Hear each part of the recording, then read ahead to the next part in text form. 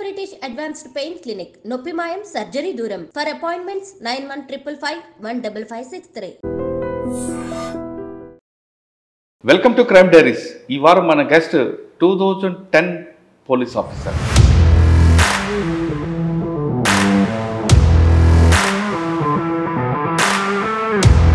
పేరు ఎస్పీ మాధవ్ రెడ్డి గారు, superintendent of police, మన్యం జిల్లా.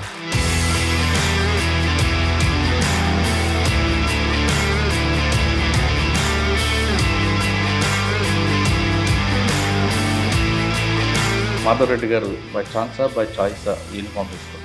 బై ఛాన్స్ అనే చెప్పాలండి. అంటే 2000 got DSP by chance. I feel very happy that I got into the police department. సాధారణంగా నక్సల్ ప్రభావం పెరగడానికి ప్రధాన కారణం ఫారెస్ట్ అధికారులే అంటే ఒకట వార్త. గిరిజనులందరూ కూడా ఫారెస్ట్లోకి వెళ్తారు, వాళ్ళని అడ్డుకోవడం వల్ల ఇవన్నీ జరుగుతున్నాయని ఉంది. వాస్తవం అంటారు? మేబీ అప్పుడు ఉన్న పరిస్థితుల్లో ఫారెస్ట్ పూర్ పీపుల్ మీద ఎక్స్‌ప్లాయిటేషన్ ఇవన్నీ ఒక పాజిటివ్ థింగ్స్గా తీసుకొని నక్సలిజం అనేది డెవలప్ కావడం. ఎప్పుడైనా మీకు ఎలుగుబంట్లు కానీ ఇటువంటి కనబడేవా? విలేజెస్కి వచ్చి ఒక సందర్భంలో అటాక్ చేయడం లేదు.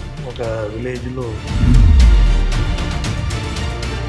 ఆ గ్రామస్తులు వాటిని న్యాచురల్లీ రిటాలియేట్ చేసి చంపడం జరిగింది. వాళ్ళేమో చూస్తే చావుపతుల మధ్యలో ఉన్నారు, అంటే seriously injured and hospital. Sir, ఫ్యాక్షనిస్ట్కి భయం రావాలంటే పోలీస్ ఎప్పుడు కూడా కళ్ళలో రావాలి, లేదా కళ్ళు తెరవగానే ఎదురు పోలీస్ కనపడాలి. మూడోది కౌన్సిలింగ్, కంటిన్యూ కౌన్సిలింగ్ చేయాలని సీనియర్ ఆఫీసర్ చెప్తారు. ఈ మూడు చేశారా? ఫ్యాక్షన్ అనేది మామూలుగా మనం అనుకుంటాం ఓన్లీ విలేజెస్లో కొన్ని ఫ్యామిలీస్ మధ్య పొలిటికల్ అఫిలియేషన్స్ తీసుకోవడం జరిగింది, political supports between both political bodies. పుట్టపర్తిలో మీకు బాగా మెమరబుల్ ఉంటుంది. మేజర్ ప్రోగ్రామ్స్ చేయడం జరిగింది. ప్రెసిడెంట్ ఆఫ్ ఇండియా వచ్చారు. కంటిన్యూస్లీ ఛాలెంజింగ్గా ఉంది. మోస్ట్ ఛాలెంజింగ్ మీద ఒక పక్క మ్యాన్ పవర్, జాగ్రత్తగా ప్లానింగ్ చేసుకుంటూ ప్రాపర్ బందోబస్తులు చేసుకుంటూ.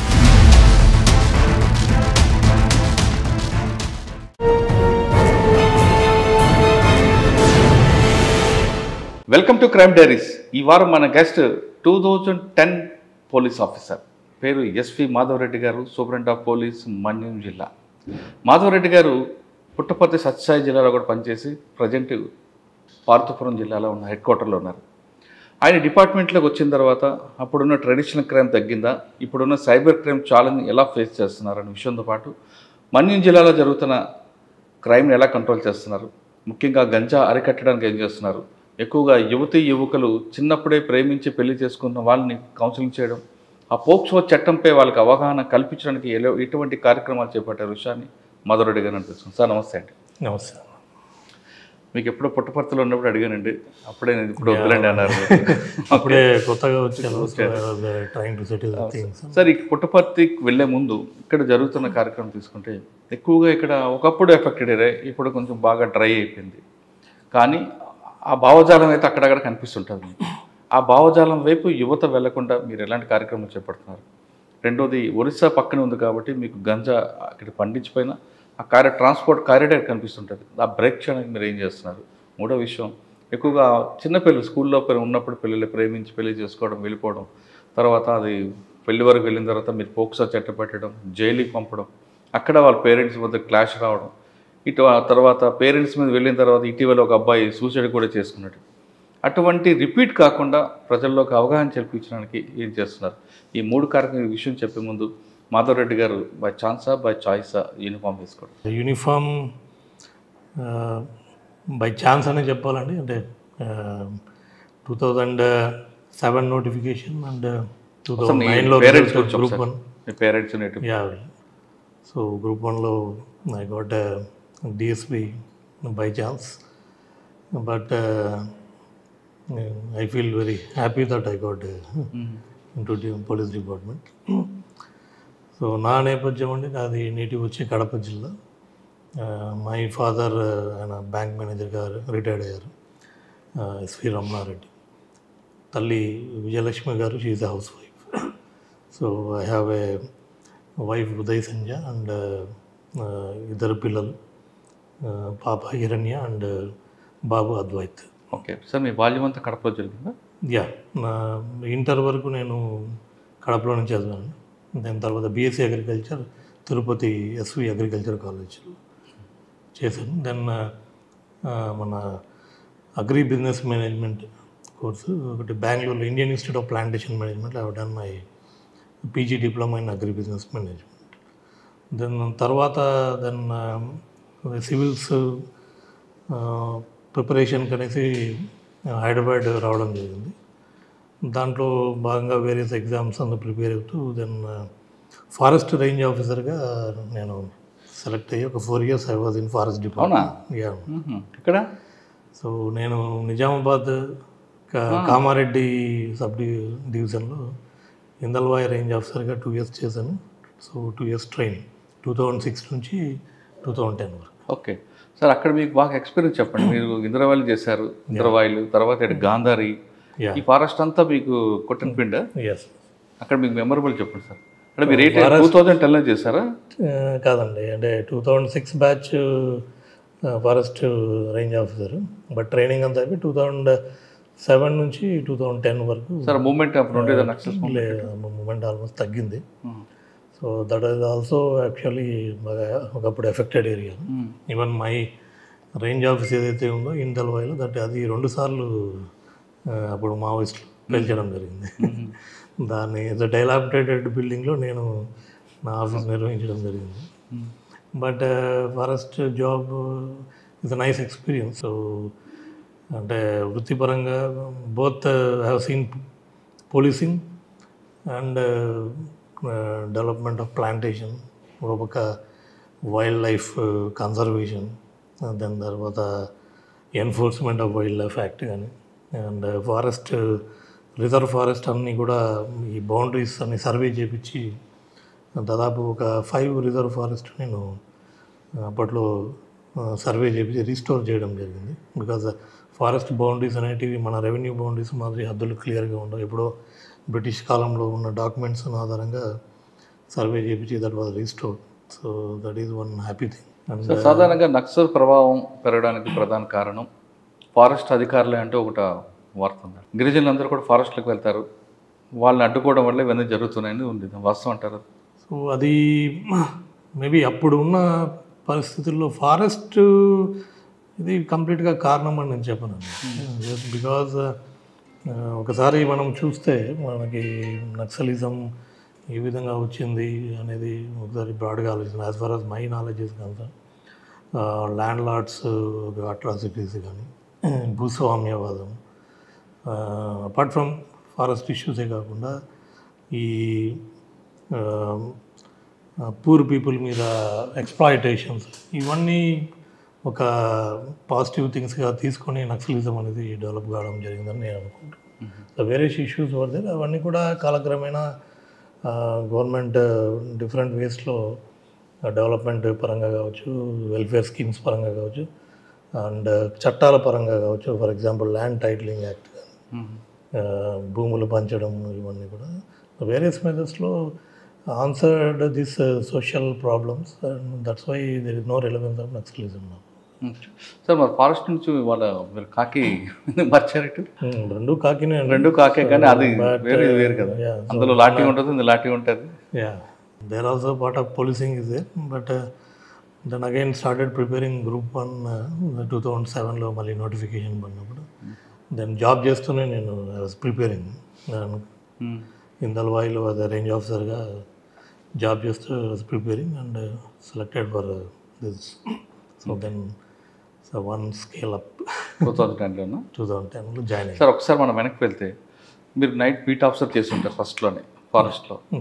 ఎప్పుడైనా మీకు ఎలుగుబంట్లు కానీ ఇటువంటి కనబడేవా? ఎలుగుబంట్లు మాకు కనపడలేదండి. But interesting issues what we faced at the time. నేను జాయిన్ అయిన కొత్తలో అయితే విలేజెస్కి వచ్చి ఒక సందర్భంలో అటాక్ చేయడం జరిగింది. ఒక విలేజ్లో ఎలుగుబంట్లు they have attacked sarpanch and ఇద్దరు ముగ్గురిని సీరియస్గా అటాక్ చేస్తారు. సో ఆ గ్రామస్తులు వాటిని న్యాచురల్లీ రిటాలియేట్ చేసి చంపడం జరిగింది. సో ఒక పక్క ఇట్స్ ఏ డైలమా, అదే ఫారెస్ట్ ఆఫీసర్ వాళ్ళ మీద కేసు పెట్టారు, వైల్డ్ లైఫ్ యాక్ట్. దాని వాళ్ళేమో చూస్తే చావు బతుకుల మధ్యలో ఉన్నారు, అంటే seriously injured and hospital. And some NGOs like Maneka Gandhi లాంటి వాళ్ళు who are very much involved in to wild life conservation. Why వీళ్ళని ఇంకా అరెస్ట్ చేయలేదు అనేసి, మీరు అదే ఒక మనిషిని మర్డర్ చేస్తే ఇంతవరకు ఉపయోగిస్తారా? సో జంతువులు కాబట్టి మీరు చాలా చూపిస్తున్నారు. సో అలా ఒక పక్క వాళ్ళు హాస్పిటల్ ఉన్నారు, కొంతమంది అలా. So there is a conflict of man animal conflict అనేది. So how difficult it is. మీరు ఎటువైపు ఉన్నారు అప్పుడు? So we have slowly convinced and కొద్దిగా వాళ్ళు కొంచెం రిక్కుపోయినాక that has to be become because wildlife act as per ఇది మనం పోవాల్సింది. So that is one thing. And of course వెలుగుబంట్లు మీరు అన్నట్టు 1 or 2 పర్సన్స్ని లోపలికి వెళ్ళినప్పుడు చంపడం అవన్నీ కూడా జరిగాయి. ఒకసారి వస్తుంటాయి విలేజెస్కి రావడము. ఒకసారి కప్స్ వచ్చాయి, అవి తాండాలకు వచ్చాయి. సో అంత తాండా వాళ్ళంతా కూడా ఫారెస్ట్ బార్డర్లో ఉండే తాండా, అది భయపడుతున్నారు. మేమంతా వెళ్ళి, సో మదరు ఫెరోషియస్గా ఉంటుంది. సో ఆ మదర్ వెతుక్కుంటా వస్తుందనేసి అందరు భయపడుతున్నారు. But we have done is ఒక చిన్న గంపలో వాటికి పాల బాటిల్ ఇచ్చి పెట్టేసి వాటిని కూర్చోబెట్టి దెన్ వాటిని 2 కప్స్ని మేము ఫారెస్ట్ బార్డర్లో పెట్టి we have waited for that mother to come. Then ఆ రోజు రాలేదు అది. మళ్ళీ నైట్ అంతా కదా కాపలా కాసి we have given assurance to tanda people and మేము కూడా బందోబస్తు. Then again next day evening అది వచ్చి గంపను బాస్కెట్ని తన్నేసి ఆ పిల్లల్ని తీసుకొని సో అట్లా మేము ఊపిరి పీల్చుకున్నాము. ఒకవేళ ఎలుగుబంటి ఎదురైంది అనుకోండి, ఏం చేయమంటారు? ఎలుగుబంటి ఎదురు అయినప్పుడు న్యాచురల్లీ ప్యానిక్ అవుతుంది. జనరల్గా విలేజెస్లో క్రాకర్స్ పేల్చడం, సౌండ్స్ ఒక ఇది వాటిని భయభ్రాంతులు గురి చేస్తే అవి వెళ్ళిపోతాయి. సో అదర్వైజ్ పారిపోవడం, బెటర్ టు ఎస్కేప్. కానీ అవి తిరిగే ప్లేస్లో మనం వెళ్ళి ఎగ్జాక్ట్లీ అవి వస్తే మనం భయపడి వాడిని చంపడం కరెక్ట్ కాదు కదా సార్? అవి వస్తే కరెక్ట్ కాదు.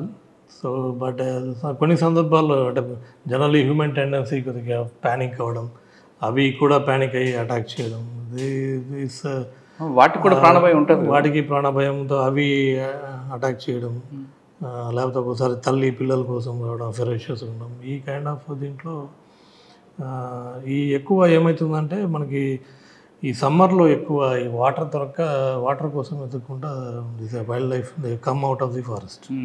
సో దానికోసమనే one of the satisfying job what we have done is సమ్మర్లో సాసర్ పిట్స్ అని అప్పట్లో డిపార్ట్మెంట్ స్కీమ్లో ఇంపార్టెంట్ ప్లేసెస్ ఐడెంటిఫై చేసి ఒక సాసర్ పిట్స్ కట్టించేది 3 months use to pour water and maintain చేసేవాళ్ళు. సో దట్ వైల్డ్ లైఫ్ అక్కడే ఉండేది.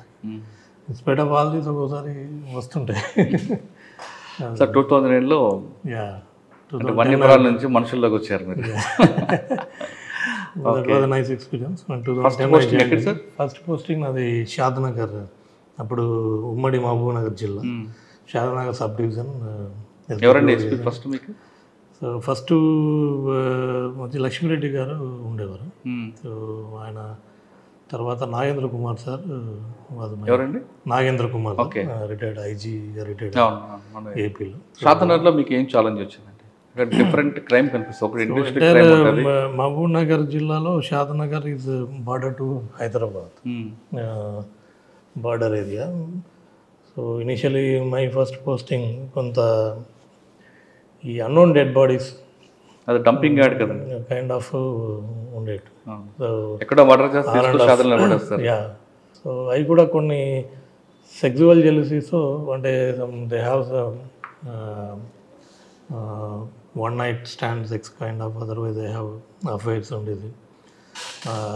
మందు తీసుకొని తాగేసి కొన్ని మనస్పర్ధలు బయటికి తెచ్చుకొని మర్డర్ చేయడం, ఉమెన్ మర్డర్స్ ఇలాంటివి కొన్ని ఇనిషియల్గా సో షాక్ గురి చేసేటివి. అండ్ 1 or 2 అవుట్స్కట్స్ హైదరాబాద్ నుంచి కానీ ఇలాంటి మర్డర్స్ అవి కొంచెం ఛాలెంజింగ్గా ఉండేవి. So I use to tell మా దాని ఎస్పీ గారు కొంచెం ప్రాక్టికల్గానే ఫ్రీ హ్యాండ్ ఇచ్చేవాళ్ళు. ఫస్ట్ లక్ష్మీరెడ్డి గారు ఉండేవాళ్ళు. దెన్ అంటే మర్డర్ అయింది, first posting murder. So SP గారికి రిపోర్ట్ చేసాం, సార్ ఇట్లా సారీ సార్ ఇట్లా మర్డర్ అయిందంటే నువ్వెందుకు సారీ చెప్తావు, మర్డర్ చేసినట్టు ఫీల్ అవుతుంది. Carry on investigation find out అనేది కొద్దిగా కూల్ అంటే టెన్షన్ పెట్టుకుని ఎట్లా అయింది మర్డర్, మీ ఎలా జరుగుతుంది, మీరేం చేస్తున్నారు కొంతమంది ఆఫీసర్లు. సో అలా కాకుండా సో అలా వరల్డ్ కూడా వీ హ్యావ్ స్టార్టెడ్ డిటెక్టింగ్ అన్ని కూడా. సార్ అక్కడ మీకు అన్నోన్ బాడీ తీసుకొస్తారు, బాడీస్ డంప్ చేసి వెళ్ళిపోయేవారు. ఆ టైంలో ఎలాంటి క్లూ లేని బాడీని బ్రేక్ త్రూ తీసుకొచ్చారా మీరు ఒక కేసు అని చెప్పగలరా? అంటే మోస్ట్ ఆఫ్ ద థింగ్స్లో ఈ సెక్సువల్ జెలసీ మర్డర్స్ ఉండేటివన్నీ. సో ఒకటి మోస్ట్లీ టవర్ మనకి కాల్ డీటెయిల్స్ ఆధారంగా, then first body identification is very much important.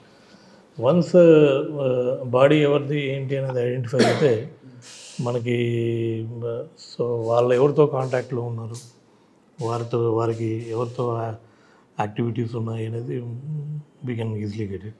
So based on that చాలా వరకు ఐడెంటిఫై కావడం జరిగింది. సో ఎవరు చేశారు మర్డర్, ఎందుకు అనేది. సార్ ఆ టైంలో రాములోని ఒక సీరియల్ కిల్లర్ ఉండేవాడు, ఏమైనా ఎప్పుడు ఎదురుపడ్డా? కళ్ళు దుకాణం దగ్గర లేదండి, కడియాల కోసం ఎక్కువ మహిళలు చంపేవాడు. సో నేను విన్నాను, మేబీ ముందు జరిగినది. సార్ షాద్నగర్లో ఎక్కువగా ఇండస్ట్రీలు ఎక్కువ ఉంటాయి, అదొక క్రైమ్. లేబర్ ఉంటుంది, ఎక్కడో మర్డర్ చేస్తాడు వెళ్ళిపోతుంటాడు, లేదా కంపెనీలో జీతాలు ఇవ్వకుండా మోస్తుంటారు, కంపెనీ లాకౌట్లు ఉంటాయి. ఇంపార్టెంట్ మీకు హైవే, ఎక్కువ రోడ్ యాక్సిడెంట్స్ ఉంటాయి. ఈ ఛాలెంజ్ ఎలా తీసుకున్నారండి? నాకు 2 హైవేస్ ఉండేవి, ఒకటి బెంగళూరు హైవే, ఇంకోటి Srisailam highway. So Srisailam highway పోవాలంటే I use to go sometimes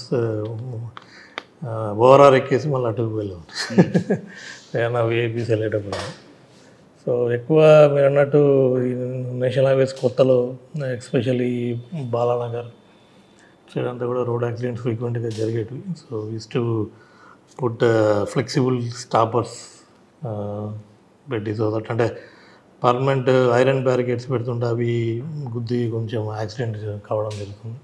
so flexible stoppers, stop wash programs కానీ లారీ డ్రైవర్స్ ఇలా కొంత మ్యాక్సిమం ఎక్కడన్నా లైటింగ్ తక్కువ ఉంటే హైవేస్లో లైటింగ్ కొద్దిగా పెంచడం. సో ఈ విధంగా కొద్దిగా యాక్సిడెంట్స్ అయితే కంట్రోల్ చేయడానికి ప్రయత్నించాం, కొంత తగ్గింది కూడా ఆ టైంలో. అండ్ రంబుల్ స్ట్రిప్స్, ఈ ఆల్ ది ఇంపార్టెంట్ జంక్షన్స్ దగ్గర రంబుల్ స్ట్రిప్స్ అన్ని కూడా పెట్టడం జరిగింది. This is one accident issues are there. Crime కూడా ఓవరాల్ మహబూబ్నగర్ జిల్లాలో కొంచెం షాద్నగర్ క్రైమ్ రిపోర్టింగ్ ఎక్కువే ఉంది. ఎస్పెషల్లీ మీరు అంటే ఇండస్ట్రియల్ ఏరియాస్లో మనకి చిన్న చిన్న స్మాల్ ఇష్యూస్కి మర్డర్స్ కావడం అంతా కూడా జరిగింది. చాలా వరకు కూడా డిటెక్ట్ చేయడం జరిగింది. సో వాళ్ళకి ఇండస్ట్రీ వాళ్ళకి చెప్పేవాళ్ళం, వాళ్ళు కంపల్సరీ డేటా మెయింటైన్ చేయాలి, హూఆర్ ద వర్కర్స్ ఎవరైతే ఉన్నారో వాళ్ళందరి డేటా ఇవన్నీ కూడా మెయింటైన్ చేయాలని చెప్పడం జరిగింది. సో బట్ అంత ఇండస్ట్రీస్లో ఎక్కువ 1 or 2 ఇన్సిడెంట్స్ అట్లా జరిగాయి, కానీ బట్ మేజర్ క్రైమ్ ఇండస్ట్రీస్ నుంచి తక్కువే ఉంది. ఎక్కువ మనకి స్పొరాడిక్ మర్డర్స్ ఈ తాండాస్లో అట్లా సెక్సువల్ జెలసీ వల్ల ఇలాంటివి ఉండేది. ఓకే. అండ్ ఇండస్ట్రియల్ యాక్సిడెంట్స్ ఒకటి జరిగిందండి ఆ టైంలో, ఇండిపెండెన్స్ డే రోజు. సో ఒక బాయిలర్ బ్లాస్ట్ అయింది. బాయిలర్ బ్లాస్ట్ అయ్యి almost 9 persons seriously injured. And Chhattisgarh, Orissa నుంచి వెళ్ళండి. I have seen bodies and burned bodies OIC హాస్పిటల్లో ఇవన్నీ కూడా. సో దట్ వాజ్ వన్ బాధాకరమైన ఇన్సిడెంట్. సార్ స్వాతంత్రం తర్వాత నెక్స్ట్ పోస్ట్ షాద్నగర్ తర్వాత నేను మళ్ళీ గ్రౌండ్స్ ట్రైనింగ్ అప్పుడు మాకు పెండింగ్ పెట్టారు. Then I went for grounds training. Grounds training Pramadipeta and then Vizag. తర్వాత back we came to headquarters. ఆ టైంలో హైదరాబాద్లో రంజాన్, వినాయక చవితి ఆ సీజన్ నడుస్తుండే. సో ఒక 2-3 months వర్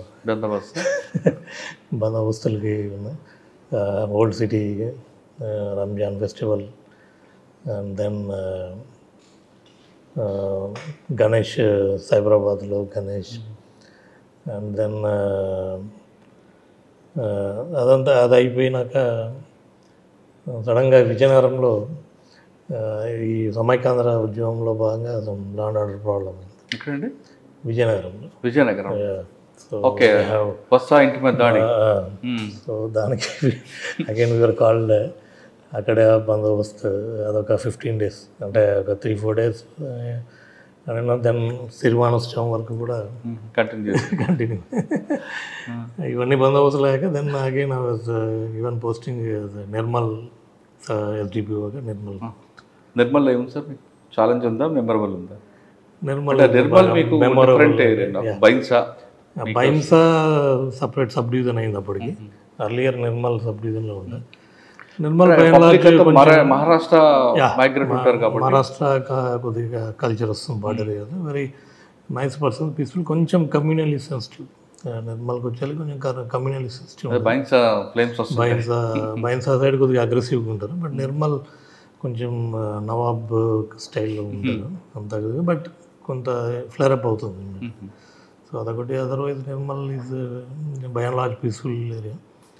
కొంత అన్నట్టు లైక్ ఇలిటరసీ వల్ల కావచ్చు, ఈ తాండాస్లో కానీ ఆర్ అదర్ ఏరియాస్ చిన్న చిన్న మర్డర్స్ ఇలా. నిర్మల్లో మీకు డెకైడ్ గ్యాంగ్స్ ఎక్కువ ఉండేవండి. మహారాష్ట్ర వచ్చి ఇక్కడ కొట్టుకొని మహారాష్ట్ర వెళ్ళేవారు. సో నిర్మల్లో అంటే నేను ఉన్నప్పుడు అంత లేదా సీరియస్ అఫెన్స్ లక్కీగా ఏం జరగలేదు. So Nirmal 2014 elections Nirmal I was Nirmal SDP. That is TRS government came into state విడిపోయింది. సో ఆ టైంలో నేను తెలంగాణలో ఉండిపోయాను. స్టేట్ బైఫర్కేషన్ అప్పుడు I was in the Nirmal SDP. Then elections అంతా అయిపోయినాక స్టేట్ డివైడ్ అయినాక then November 2014 I was posted faculty in Telangana police academy. So అక్కడ ఆల్మోస్ట్ 1.5 year నేను ఫ్యాకల్టీగా చేశాను. సో అక్కడ మెమరబుల్ థింగ్ ఏంటంటే last combined batch 2015 SIs and RSIs. So both Telangana and AP combined batch మేము ఫ్యాకల్టీగా ఉండడం అదొక అదృష్టం. అప్పుడు Eesh Kumar sir, first Malkonda sir was director గారు. దెన్ ఈష్ కుమార్ సార్ డైరెక్టర్గా ఉన్నారు. అప్పటి నుంచి దెన్ ఐ కేమ్ టు ఏపీలో రిపోర్ట్ చేసుకున్నాను 2017లో. దెన్ టెక్నికల్ సర్వీసెస్ వింగ్లో I joined as a DSP. And మా ప్రెస్టీజియస్ సిసిటిఎన్ఎస్ ప్రాజెక్ట్ ఏదైతే పోలీస్ డిపార్ట్మెంట్, దానికి నోడల్ ఆఫీసర్గా చేశాను. సో ద ఇంప్లిమెంటేషన్ రియల్లీ బాగా ఇంట్రెస్టింగ్గా ఉంది. సో అంటే the first time the crime and criminal tracking network system, దాని data entry of crime and criminals each and every police station, దాన్ని డెవలప్ చేయడం, దాన్ని అలవాటు చేయడం డిపార్ట్మెంట్, అదంతా కూడా ఆ టైంలో ఉంది బాగా జరిగింది. ఇన్ఫ్యాక్ట్ మా అప్పుడు డీజీ గారు Sambasivarao sir was DG sir, very much interested నా ప్రాజెక్ట్. సో మాతో డైలీ ఆయన 1 hour స్పెండ్ చేసేవారు. So with me and that developing team daily 1 hour as a DG use to SIT and review that CCTNS and dash బోర్డ్లో కూడా ఏమేమి ఉండాలి, analysis ఏమేమి ఉండాలి, ఇవన్నీ కూడా డైలీ కూర్చొని అప్డేట్ చేసుకునే వాళ్ళు, మన రివ్యూ మీటింగ్స్ పెట్టేవాళ్ళు. దట్స్ హౌ అది సిసిటిఎన్ఎస్ని బాగా యూటిలైజేషన్లోకి ఆ టైంలో బాగా వచ్చింది. నేర్చుకున్నారు సార్ ఆయన సాంబశివరావు సార్ దగ్గర కొంచెం ఫన్నీగా మాట్లాడతారు. So lot of learning experience అండి సార్తో చెప్పాలంటే. Is a great institutional builder first of all. So ఇవాళ ఉన్న డీజీపీ ఆఫీస్ కావచ్చు, ఆర్టీసీ బిల్డింగ్ కావచ్చు, అంటే స్టేట్ డివైడ్ అయిన కొత్తలో వెన్ 2017లో వీ స్టార్టెడ్ మూవింగ్. అప్పుడు కూర్చోడానికి కూడా స్పేస్ లేకుండా ఎవరికి కూడా searching for offices and all. So ఆ టైంలో ఆయన పర్సనల్గా డీజీ ర్యాంక్లో ఉండి కూడా ఆయన పర్సనల్గా వెళ్ళి ఇన్వాల్వ్ అయ్యాడు. ఈ డీజీపీ ఆఫీస్ కావచ్చు, ఆర్టీసీ బిల్డింగ్ కావచ్చు. సో అంటే ఒక ఇన్స్టిట్యూషన్ని ఏ విధంగా మనము డెవలప్ చేయాలి అనేది ఆయన నుంచి. ఇంకేం నేర్చుకున్నారండి ఆయన? ప్రతిసారి ఒక పదం చెప్తారా? అండ్ మాతో he was very friendly and protective and also is very satirical. బాగా అదే ఎంజాయ్ చేస్తాం. ఆయన తిట్టిన బాధ అనిపించేది? తిట్టేవాడు కదా, మాకు డైలీ 1 hour ఆయనతో కూర్చుండేవాళ్ళం. కొంచెం అదే DG and DSP sitting in front and is very technically sound and knowledgeable. ఆయనలో ఇంకొక టిపికల్ ఉంటుంది, మేమేమో టెక్నికల్ అంత సావీ కాదు. ఏం క్వశ్చన్స్ అడుగుతారో ఒక టెన్షన్ ఉండేది. కానీ ఒక వ్యక్తికి మాట్లాడేటప్పుడు ఆయన డైరెక్ట్గా ఐ కాంటాక్ట్ చేయకుండా ఇంకొక ఇస్తూ మాట్లాడుతుంటారు, అబ్జర్వ్ చేసి. అదే కరెక్ట్. బట్ షార్ప్గా చూసేవాళ్ళు. అవును. And I like his body language, style of walking and all. కానీ ఇప్పుడు ఒక మాట చెప్తుంటారు, మీరు అబ్జర్వ్ చేశారు లేదు, పోలీస్ అనే ఆ వ్యక్తి ఎప్పుడు కూడా టాక్ట్ఫుల్గా ఉండాలి. అవును. ఇప్పుడు మన బుక్ ప్రకారం లాఠీ పట్టుకుంటూ అవ్వదని మీకు చెప్పారా? చెప్పారు. ఇన్ఫ్యాక్ట్ మీకు చెప్పడం మర్చిపోయాను, మా 2010 training Sambasivarao sir was our director. And we were very much lucky. ఆయన వచ్చి క్లాసులు తీసుకుంటారు. So use to share his experiences and చాలా ఇంట్రెస్టింగ్గా కూడా చెప్పేవాళ్ళు. అండ్ సార్ వచ్చి మాతో లంచ్ చేసేవాళ్ళు అప్పుడప్పుడు, టు ఇంటరాక్ట్. అండ్ మాకు కూడా ఫ్రీ హ్యాండ్ ఇచ్చేవాళ్ళు.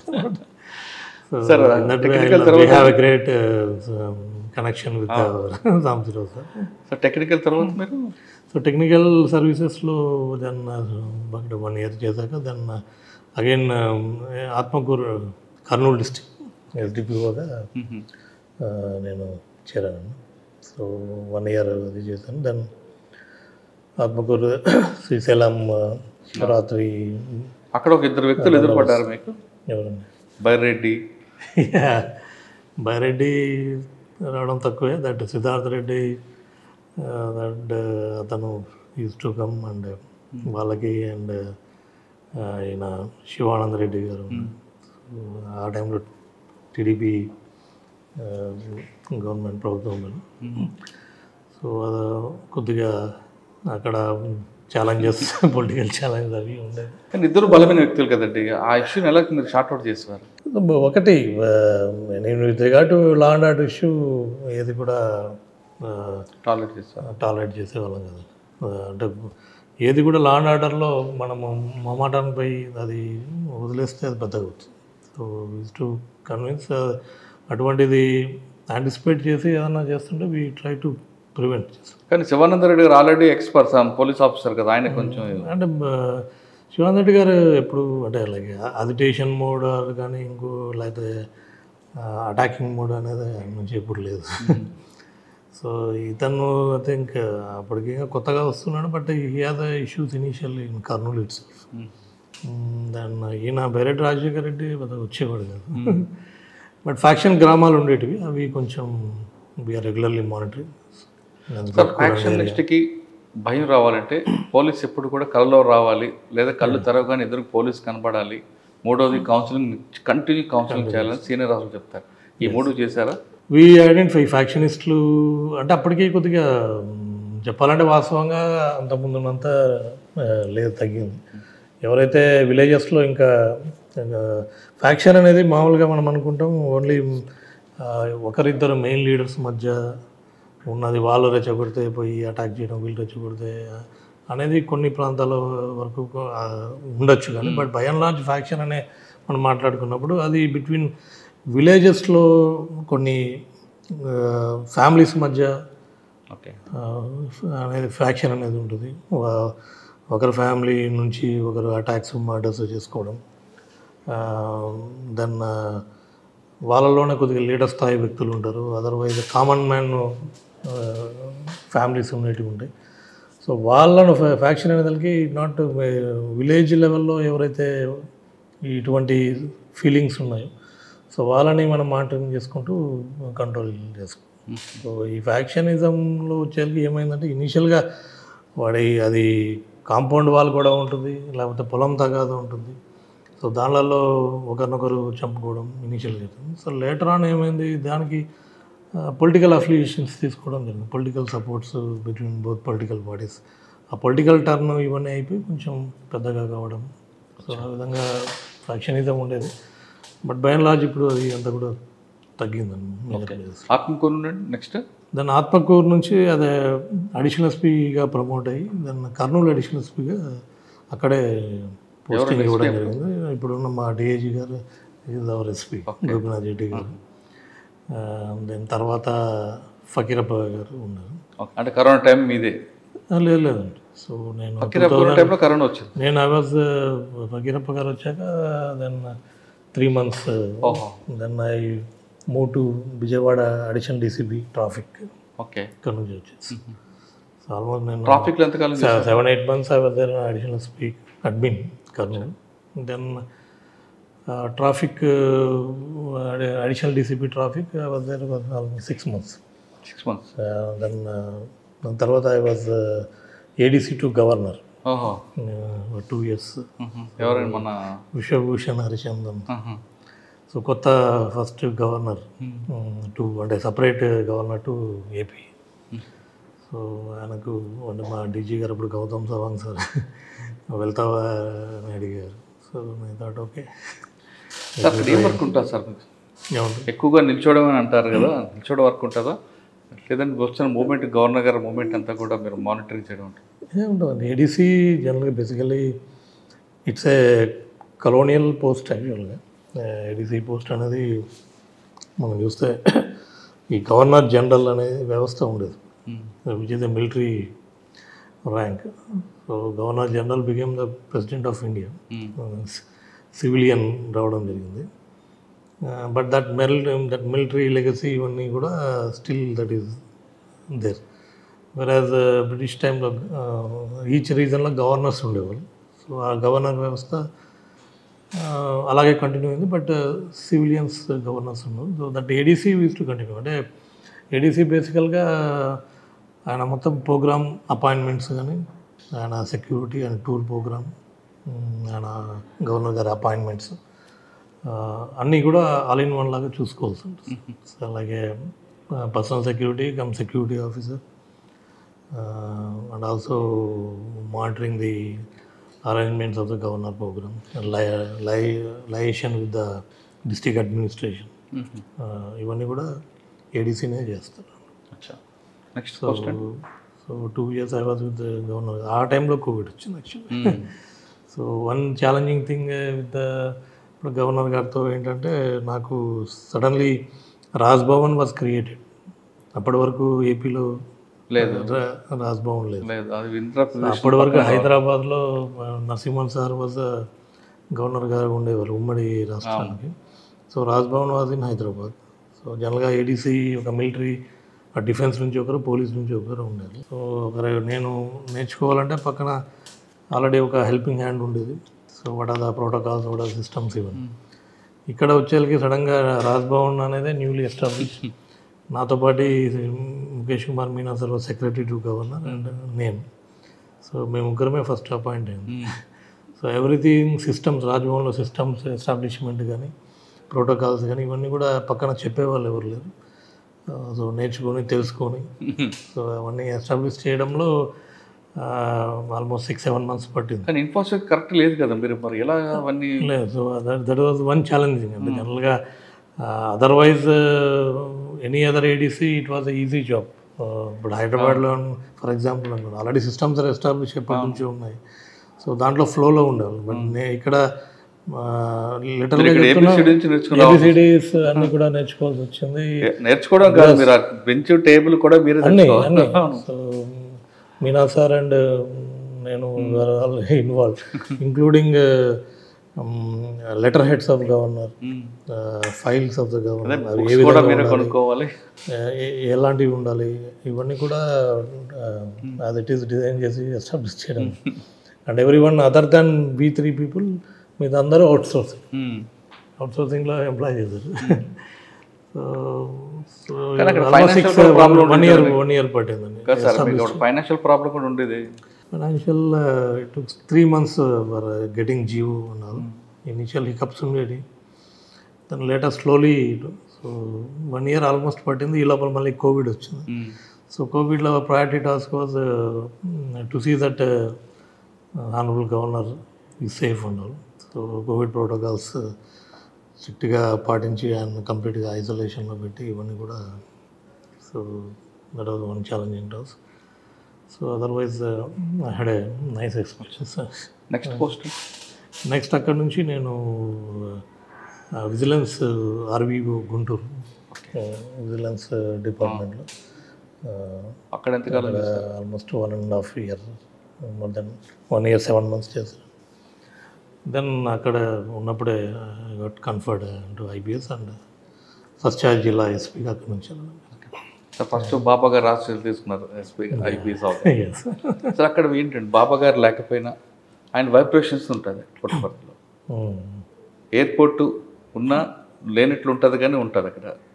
ప్రపంచంలో ప్రతి విఐపి అక్కడికి వస్తుంటారు.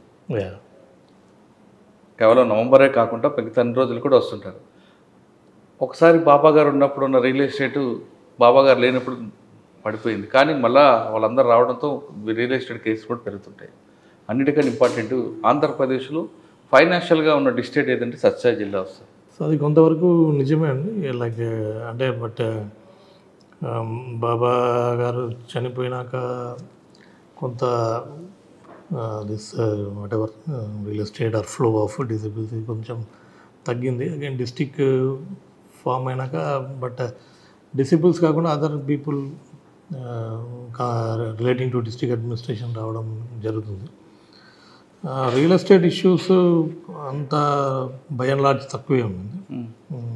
కొంత ల్యాండ్ ఇష్యూస్ ఎక్కువ, ఈ డబుల్ రిజిస్ట్రేషన్స్ కానీ లేకపోతే ఈ పాస్బుక్స్ క్లారిటీ లేకపోతే రెవెన్యూ సంబంధించి కొంత ఇష్యూస్ అయితే ఉన్నాయి. బట్ బేసికల్గా ఇప్పుడు సత్యసాయి జిల్లా అంటే పుట్టపర్తి ఓన్లీనే చూస్తారు, మేబీ పీస్ఫుల్ అని. బట్ సత్యసాయి జిల్లా ఇది కొంచెం పొలిటికల్లీ సెన్సిటివ్, ఒక విధంగా both politically sensitive and communally sensitive ఉంది. పొలిటికల్గా ధర్మవరం ఒకటే కదా, ధర్మవరం కావచ్చు, హిందూపూర్ కావచ్చు, మేజర్ కొద్దిగా ధర్మవరం ఏరియా అండ్ ఆల్సో మాకు 3 మండలాలు రాప్తాడు కాన్స్టిట్యున్సీ, కోర్ కాన్స్టిట్యున్సీ, అది కూడా పొలిటికల్లీ సెన్సిటివ్ ఉంది. అండ్ హిందూపూర్ అండ్ కదిరి కొద్దిగా కమ్యూనల్లీ సెన్సిటివ్ ఉంటుంది. అండ్ కొంత new age like proximity to Bengaluru, Hindupur కానీ పెనుకొండ కానీ. సో ఈ లేబర్ ఇష్యూస్ కానీ క్రైమ్ ఇష్యూస్ కూడా ఆన్ అండ్ ఆఫ్ మనకి బాగానే రిపోర్ట్. ఫైనాన్షియల్ క్రైమ్ ఎందుకు ఉంటుంది అంటే ఇంట్రెస్ట్లు ఎక్కువనైనా?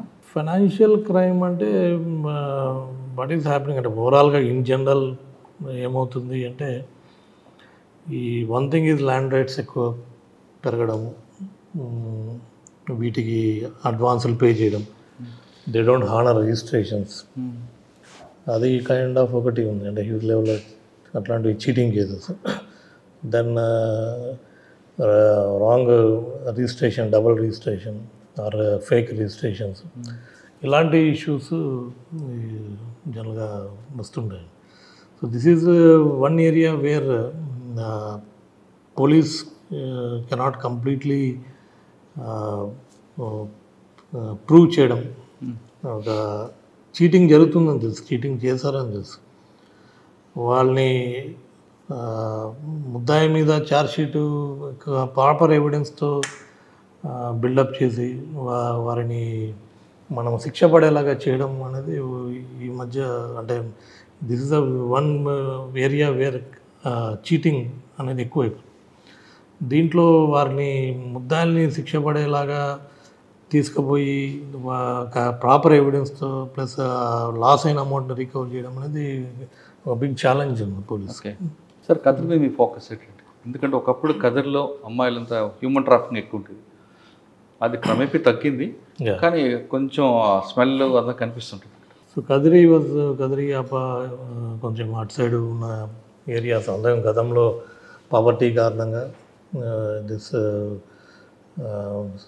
మీడియేటర్స్ ఈ హ్యూమన్ ట్రాఫికింగ్ సైడ్ మొగ్గు ఇది చూపించి కొంత అమాయకమైన మోసపూరితమైన మాటలు చెప్పి ఇవన్నీ చేయడం జరిగే గతంలో ఎక్కువ ఉండే. But lot of awareness police నుంచి కూడా యాక్షన్ తీసుకోవడం. దెన్ ఈ ఎవరైతే gulf based agencies, travel agencies వాటి మీద గట్టిగా వాళ్ళ మీద కేసులు పెట్టడం, నిఘా పెట్టడం.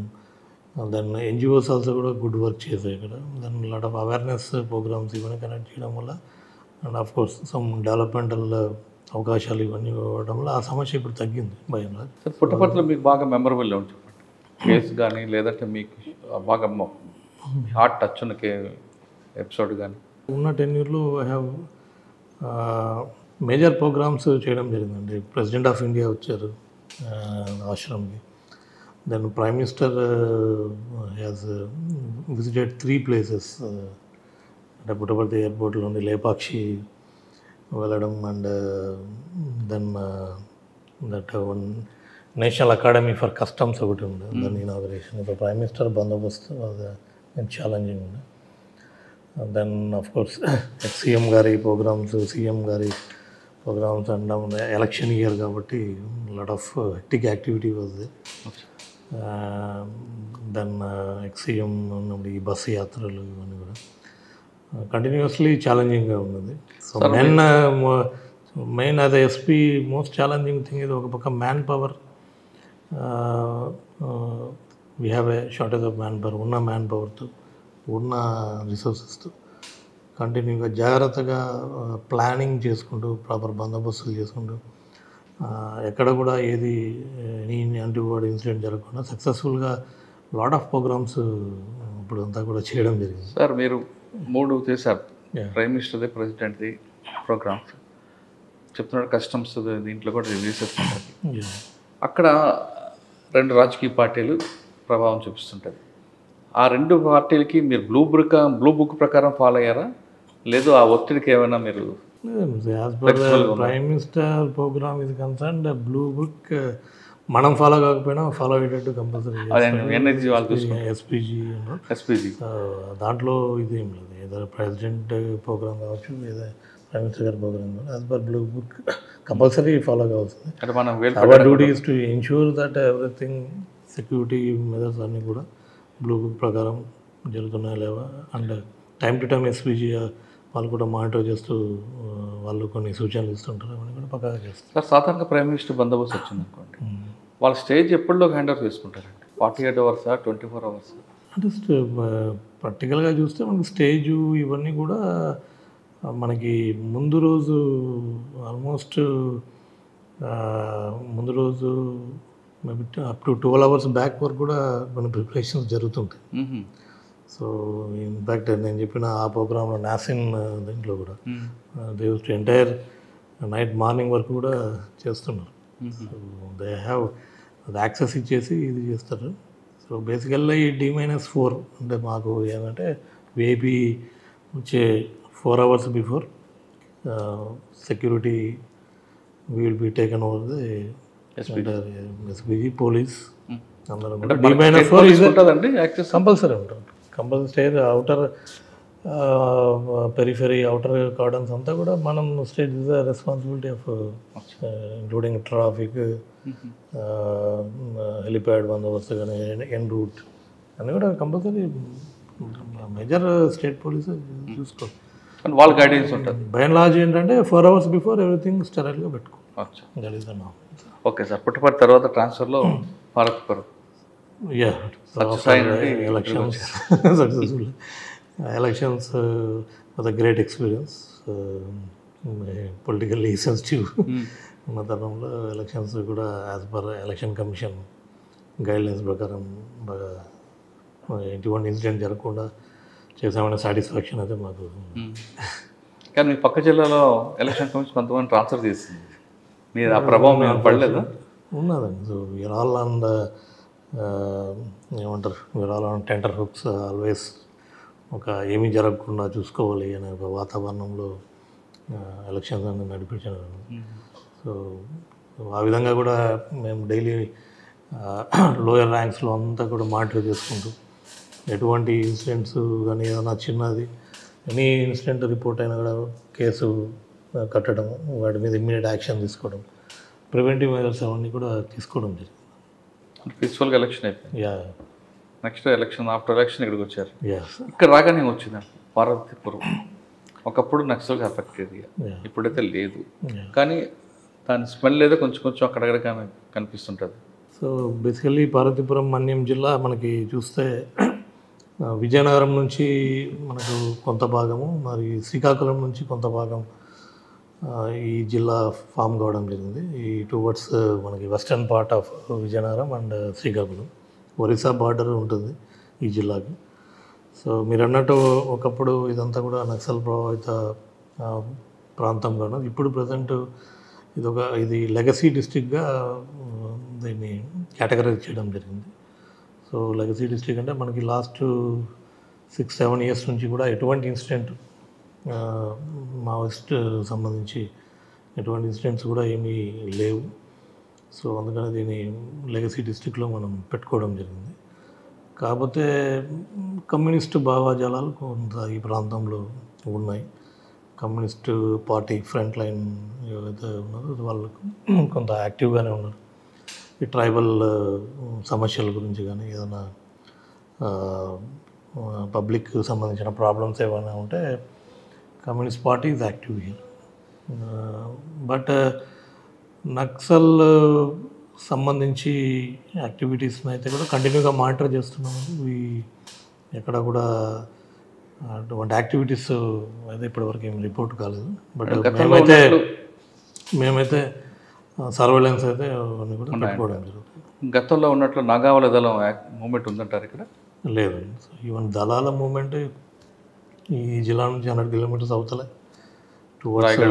అటు రాయగడ, కోరాపుట్ సైడ్, అటు కొంచెం మల్కాన్గిరి, అటు ప్రజెన్స్ ఇటు సైడ్ లేదు. అంటే నక్సల్స్ మూమెంట్ లేకపోయినా ఇంకొక సమస్య కనిపిస్తుంటారు ఇక్కడ, డెవలప్మెంట్. చిన్నపిల్లలని స్కూల్ వయసులోనే ప్రేమించుకోవడం, పెళ్లి చేసుకోవడం, అటువంటి కేసులు ఎక్కువ రిపోర్ట్ అవుతుంటాయి ఇక్కడ. అవగాహన లేక ఎగ్జాక్ట్లీ ఇటీవల కాలంలో ఒక అబ్బాయి కూడా కేసు పట్టడం తెలిసి సూసైడ్ చేసుకున్నాడు.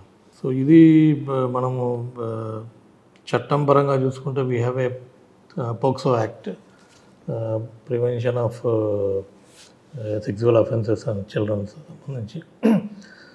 సో కానీ దీంట్లో ఈ పోక్సో యాక్ట్ చూస్తే గిన మనకి ఎక్కువ ఈ టీనేజ్లో ఉన్న అమ్మాయిలు ఎలోప్ కావడం, సబ్సిక్వెంట్గా వచ్చి వాళ్ళ పేరెంట్స్ ప్రోద్బలంతో వారు కానీ జరిగింది చెప్పడం, కంప్లైంట్ ఇవ్వడం. సో ఆ కంప్లైంట్ బేస్ చేసుకొని మైనర్ కాబట్టి వాళ్ళ స్టేట్మెంట్ బేస్ చేసుకొని మనం పోక్సో యాక్ట్ కింద కేసు కట్టి వాళ్ళని యాక్షన్ తీసుకోవడం జరుగుతుంది.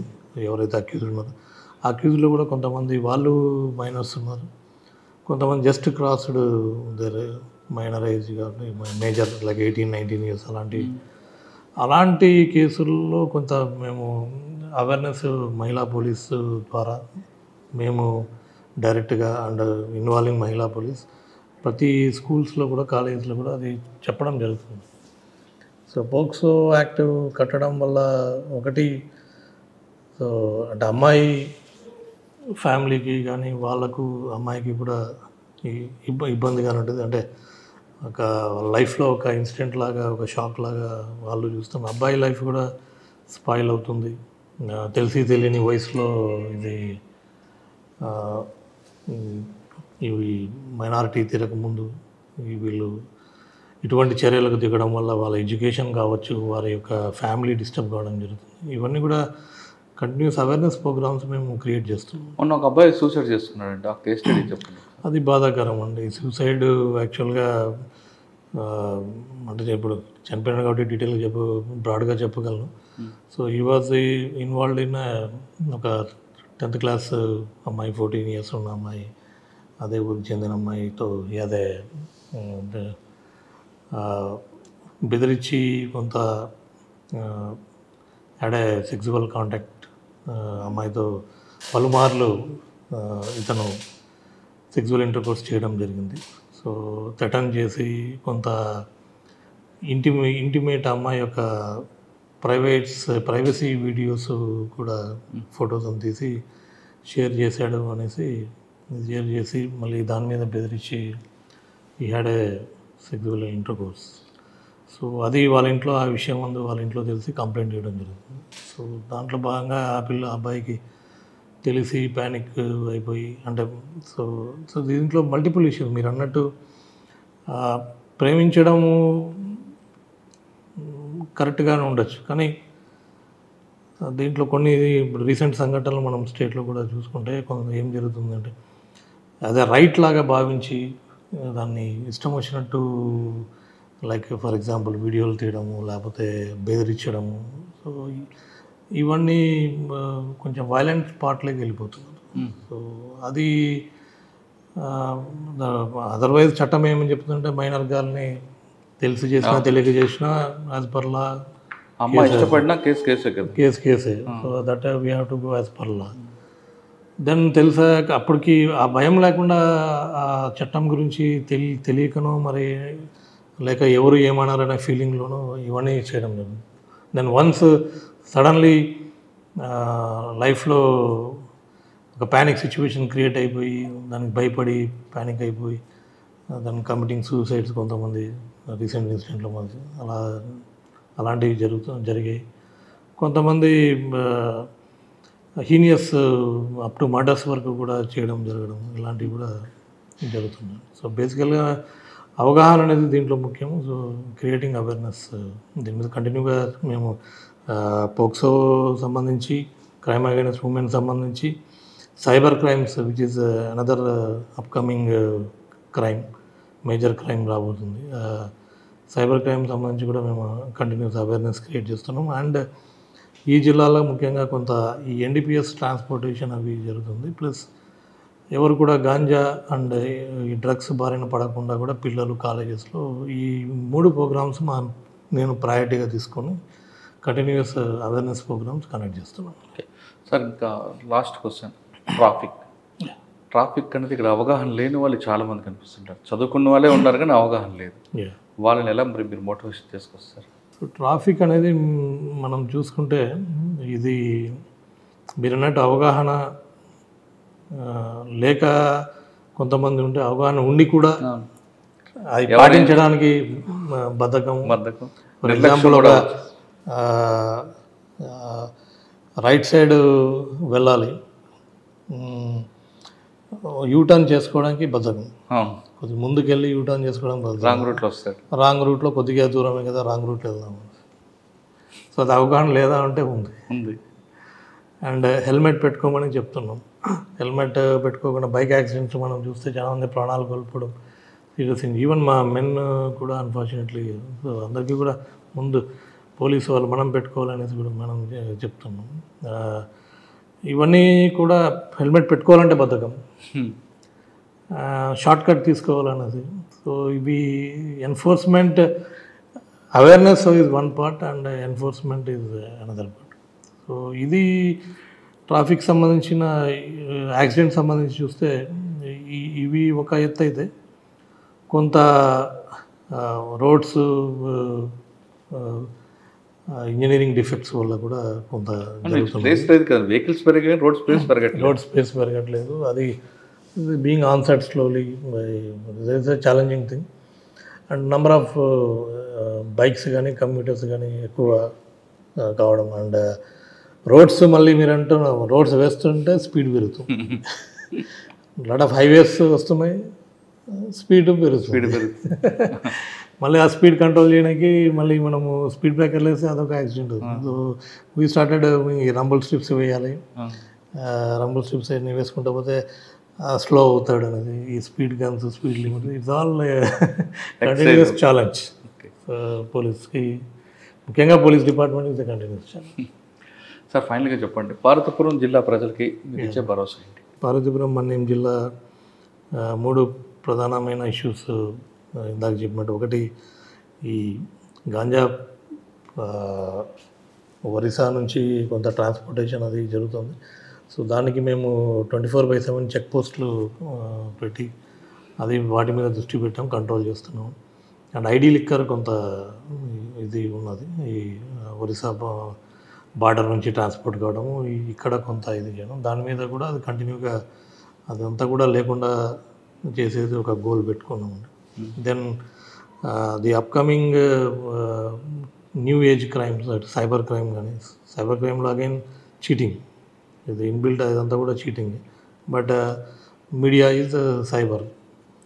సో దీంట్లో కంటిన్యూస్ అవేర్నెస్ లేకుండా అంటే prevention is better than cure. So awareness అనేది ఎంతోమంది డైలీ ఆల్మోస్ట్ వీక్లీ ఒక 3-4 కంప్లైంట్లు వస్తుంటాయి. సో అదొక ప్రయారిటీ తీసుకున్నాం. అండ్ మీరు అన్నట్టు this crime against women, POCSO చట్టం మీద, అండ్ ఈ టీనేజ్లో ఇలాంటివి చేయడం వల్ల వాటి సైడ్ ఎఫెక్ట్స్. సో ఎందుకంటే ఇది సమాజంలో ఆ యంగ్ జనరేషన్ దీనిలో ఇన్వాల్వ్ కావడం వల్ల చాలా ఎఫెక్ట్. ఒకటి డ్రగ్స్ అడిక్షన్, ఈ cyber crime, and illicit liquor, and POCSO, ఈ 4 ప్రయారిటీగా పెట్టుకొని సో పార్వతీపురం మన్యం జిల్లా పోలీసులు వీటి నుంచి కాపాడాలనేది మా గోల్ అండి. సార్, పోలీస్ వైపు నుంచి మీరు చేస్తున్నారు బాగానే ఉంది, కానీ ప్రజల వైపు నుంచి మీకు ఎలాంటి సహకారం కావాలి? సో ప్రజలు బై అండ్ లార్జ్ కూడా ఈ జిల్లాలో పీస్ఫుల్గానే ఉన్న all law abiding citizens. So ప్రజల నుంచి బేసికల్గా ఏంటంటే కొంచెం బాగా అవేర్నెస్ పొంది అటెంటివ్గా ఉండాలి ఈ చీటింగ్స్ అండ్ సైబర్ క్రైమ్కి సంబంధించి అనేది మేము ఎక్స్పెక్ట్ చేస్తున్నాం. సో అదర్వైజ్ చెప్తే వింటున్నాం, అట్లా ఇష్యూస్ ఏమి లేవు, పబ్లిక్ నుంచి మనకేం ఇష్యూస్ లేవు. ప్రజలు పోలీసులు ఏదైనా అన్యాయం జరిగితే పోలీసులు వస్తారని కాకుండా ముందు మీరు చట్టంపై అవగాహన కల్పించుకోవాలంటున్నారు పార్వతీపురం ఎస్పీ గారు. ఆయన చెప్తున్నట్లుగా ముఖ్యంగా చిన్నపిల్లలప్పుడే ప్రేమించుకోవడం, తర్వాత జరిగిన క్రైమ్కి ఖచ్చితంగా కేసులు ఉంటాయి, జైలుకి వెళ్లాల్సిందే. అది తెలుసుకోవాలంటే ముందు చట్టంపై అవగాహన కల్పించుకుంటే ఇటువంటి సమస్యలు ఉంటాయి. అదేవిధంగా గంజా విషయంలో కూడా చాలా సీరియస్గా ఉక్కుపాదం మోపుతా అంటున్నారు మన్యం జిల్లా ఎస్పీ గారు. ఇది మన్యం జిల్లా ఎస్పీ గారితో ఎక్స్క్లూజివ్ ఇంటర్వ్యూ. వచ్చే వారం మరొక ఇస్తాం, మళ్ళీ కలుస్తాం. అంతవరకు నమస్తే sir. Thank you very much. Thank you అండి.